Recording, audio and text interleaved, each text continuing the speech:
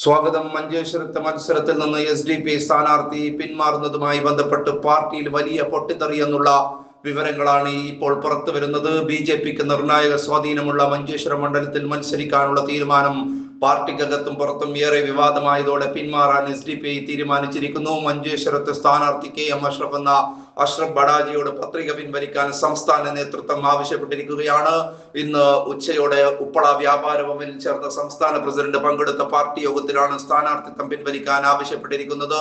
ഇതിന് പിന്നാലെ അഷ്റഫ് യോഗത്തിൽ നിന്ന് ഇറങ്ങിപ്പോയതായും വിവരമുണ്ട്. പാർട്ടി ജില്ലാ കൗൺസിൽ അംഗത്വവും രാജിവെക്കാൻ തീരുമാനിച്ചതായി KM അഷ്റഫ് മാധ്യമങ്ങളോട് പറഞ്ഞു. എന്നെ സ്ഥാനാർത്ഥിയാക്കിയത് പാർട്ടിയാണ്, എന്നോട് പിൻവലിക്കാൻ പറയുന്നതും പാർട്ടി തന്നെയാണ്. ഇപ്പോൾ അതിനു വേണ്ടിയാണ് യോഗത്തിൽ നിന്ന് ഇറങ്ങിയത്, അല്ലാതെ പ്രതിഷേധിച്ചിട്ടല്ലെന്നും അദ്ദേഹം പറയുന്നു.